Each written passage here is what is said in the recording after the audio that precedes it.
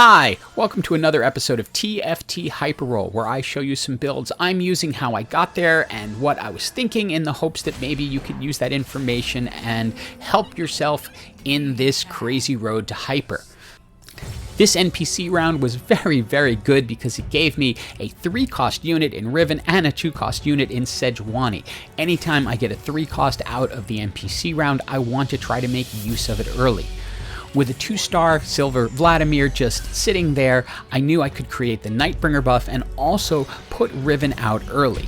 Notice that I also have the components for Sunfire Cape. If I have the opportunity to put a Sunfire Cape on a tanky unit like Sejuani early, I'm going to take it. I put the Runaan's Hurricane onto Riven because 3-cost unit, I want to make her as strong as possible, and her ult is going to be powerful here in that she stuns people for enough time for her to take them down. With that stun, she's able to hold off Nunu, and then with the multiple attacks is able to take down the rest of the team. Now while we watch this fight, let me tell you what this channel is about. It is called Mission4Tution because we created it to pay for our son's middle and high school tuition, as he has to go to a special school. We're not asking for donations or anything like that, but if you like the video, please hit that like button because that will allow it to get out to more people, and then we get more from the ad revenue that will help pay for the tuition. After that rather annoying loss, it's really time to shore up the team and figure out what best way to do it. Another Riven early is great, but she's not silver yet, so we have to think of ways to help her out. Putting out the Gragas triggers 2 things. It gives us the Brawler buff on Sejuani and the Dawnbringer buff onto Riven, so that way she can heal when she gets low. It'll also give Gragas and Sejuani more health, and against this early Hellions team, you can see how well it works as she's able to stay up and with the Runaan's Hurricane hit multiple targets, staying in the match and ultimately winning this fight. And I'm not gonna lie here, luck plays a huge factor. With only a 15% chance to roll any 3, we happen to get the one we need to create the silver 2-star Riven. And you can see the impact of that immediately as she slices through these Hellions like a hot knife through butter, just tearing them apart early on and often. It makes this team very powerful early. With the opportunity to pick up a Yasuo, I debate a little bit between putting in the 2-star silver Aatrox or the Yasuo. I choose the Yasuo because he's got the Nightbringer buff. Then came time for the Radiant item. The Blessed Bloodthirster or the Ginsu's Reckoning were my 2 sort of debates here. Did I want to speed it up or did I want to increase her healing? Ultimately, I know this is going on Riven. I opt for the Blessed Bloodthirster because I want to keep her up as long as possible. She's the strongest unit on this team. You will see the immediate impact this has as she takes almost no damage throughout this entire fight, and when she does, she heals it right back up between her attacks and the Dawnbringer buff. At this point, the obvious choice in the item shop is the recursive bow because it's going to give me a lot of options. We had silvered up the Irelia during some rerolls, and so we exchange her for the Aatrox because she is a just much more powerful unit in so many ways. Some people might even say she's a little OP. Opt to put the Ginsu's Raid Blade onto Riven to just give her more attack speed. You will see the immediate impact of this as she's able again to go through these Hellions really quickly, hitting multiple targets and speeding up her attack. And what little damage she takes, she just shrugs off with healing. Option here to go for various things, but I choose the Sparring Gloves because I want to put the Hand of Justice onto Yasuo, as that is in general an excellent item for him. I also want to talk a little bit about the positioning I'm using as I 2-star my Soraka. I have my 2 melee units in the 2nd row, which is not normally what people do. However, in this case, because my front line is fairly tanky, I want to give them a chance to pull aggro, which then allows my melee units to walk around and start doing the damage. You can see it work out there perfectly for Riven. We grab a recursive bow, and now we have the chance to make the rapid fire cannon for Yasuo. Although he's still a little 1-star unit, I'm hoping he's going to grow up and become bigger.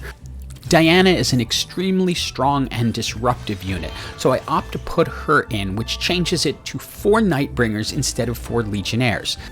At this point, I was thinking that having the additional shield on the Nightbringers in the front line and Diana in the back line would be really beneficial, more than the slight extra speed buff I'd be getting from the Legionnaires in its current state. This next patch is going to change Legionnaires, and so hopefully that will improve it. But for now, it is what it is, and even with that extra Nightbringer buff, it did not help against that very well stacked Nunu who was able to gobble my characters. We have a second 2-star Riven, and then we go ahead and swap Lee Sin for Vladimir, because Lee Sin is going to be an overall stronger unit as the game goes on, where Vladimir instead is going to kind of fall off.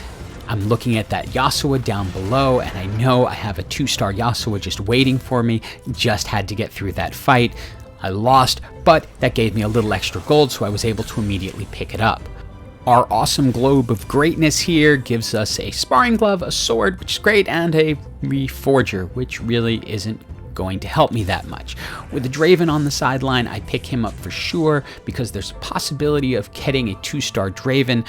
But for now, I also want to spread out the damage a little bit. I'm doing a lot of physical damage with Yasuo and Riven, and so I bring out a Karma, throw a Hex Tech onto her so that I can increase the magic damage going out. With a 2-star Draven, swapping her for Irelia for now is a no-brainer. He is going to be a much more powerful unit. This team, however, is still split just a little bit. It's got the 4 Nightbringers, but it's only got 3 Dawnbringers and 3 Legionnaires, so it's not benefiting from any of those extra buffs. In that fight, it didn't really matter, but I know this could matter soon.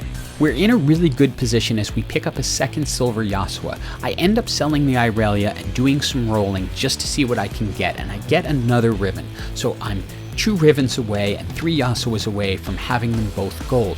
But this team is not complete, even though I'm doing really well and have now made it into the top 4. I want to win, and I know the only way to do that is going to be to figure out which comp is going to take me further. I'm now 1 Riven, 2 Yasuos away from them both being gold. I locked for the Lee Sin and then put out Soraka so that I'm triggering the 4th Dawnbringer. And luck is going to play us a huge hand here, as inside that globe was that last Riven I needed, and now we have the gold 3-star Riven that we wanted, and we're 1 Yasuo away. The item shop, I decide to go with the more Melicon because I want to do some burn and some anti-healing. We actually get to make use of the Reforger because having a Sunfire Cape on a bronze 1-star Sejuani isn't doing us any good. She's really just there for the Nightbringer buff. We put the more Melicon onto Karma because she's throwing those death globes into the back line and hitting multiple targets. That will keep units from healing up as Riven slices through them.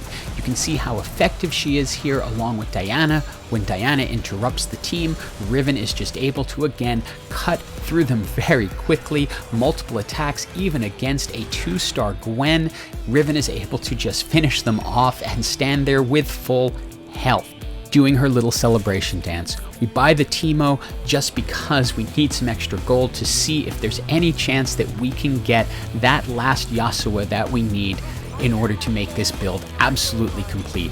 Roll once, twice, 3 times, another Teemo. Why not? We need more gold. We want that last Yasuo because we've got it along with the Nico's help, and now we have it. A gold Yasuo, a gold Riven, a Dawnbringer, a Nightbringer. It's night and day, or night and dawn, however you want to call it. We go ahead and move Riven up front because Yasuo is going to be doing a lot of work from the second line. Pick up the Garen just because I'm hoping this is going to be victory. This is the last fight. It's GG either way. Garen is the victorious unit in this set, and hopefully having him on my bench helps. It doesn't, but just having him there made me feel better about it. This is a very tanky team I am against with a Brawler buff and a Cavalier buff, so it's hard to get through them, but you can see Riven and Yasuo working together day and night are able to absolutely clean it up and win the fight.